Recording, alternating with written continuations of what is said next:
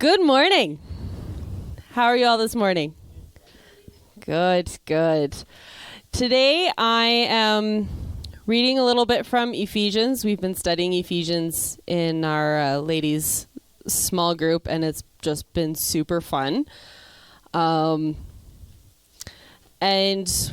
one of the verse I've been kind of stuck on is Ephesians 1 verse 15, where Paul writes, "For this reason, I pray this for you," kind of thing, right? Like, it's just a very brief summary, but he goes on, "For this reason, this is like, I'm praying that the eyes of your heart will be enlightened," all of that stuff. And the thing that struck me with it was "for this reason." What was the reason? You have to look ahead of the verse. What came before Ephesians 1:15? And it's really fun because I learned for the first time that what is ahead of that statement is probably one of the longest run-on sentences ever.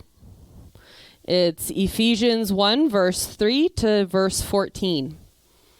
In the Greek, that's all one sentence.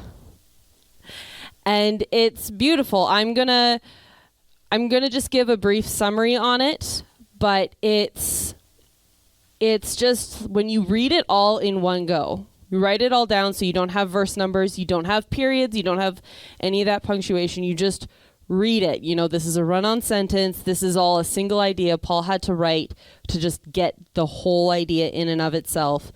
And it is filled constantly with the idea that because of the goodness of God, because of his kindness towards us, we get an inheritance, we get to be adopted through Christ, and all of this is for the glory of the Lord. That is essentially what that sentence is saying, is this, like, because God is good, you can be adopted through Jesus, and all of this is for the glory of the Lord.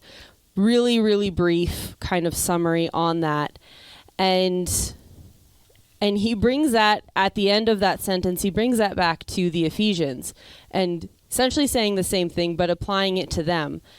And Paul says, "For this reason, I've also heard of your faith." And the question that I had in my mind was, are we known for our faith? Are we known for that kind of faith where it's known that you are so convinced that this is what's true? It's like, because what that word faith is just being utterly convinced. You are fully persuaded. And the best way I can kind of give an example of that, I was talking with Jeremiah, is when COVID was around.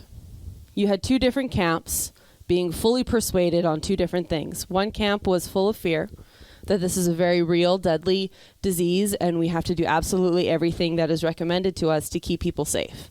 You have one camp that is fully convinced of that. You had another camp that was not.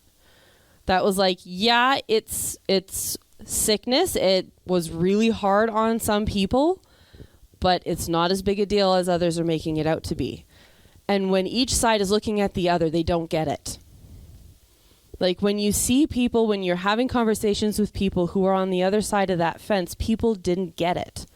People in the fear camp are looking at those who aren't and being like, why aren't you taking this seriously? Like, they have no understanding of this, but that's because that's essentially where their faith was.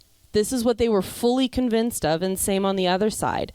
And so my question is, do we have this kind of faith about what Christ did for us in making a way so that we could bring glory to the Father?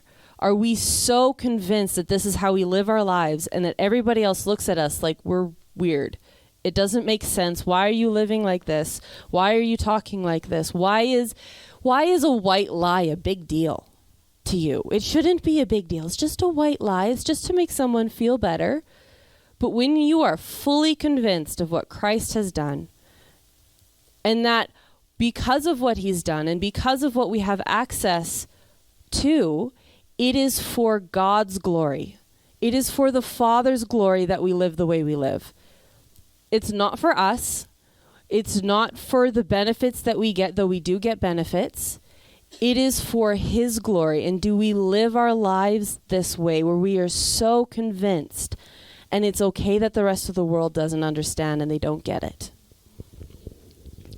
So I know I'm moving in that direction. I've been getting bolder, more firm, and more sure of what I believe. I'm less willing to back down.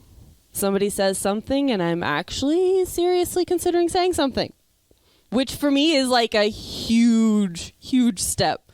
I know my husband can attest to that. And so we don't all have to be right there right away, but are you willing to let yourself be fully convinced of the gospel of Jesus Christ?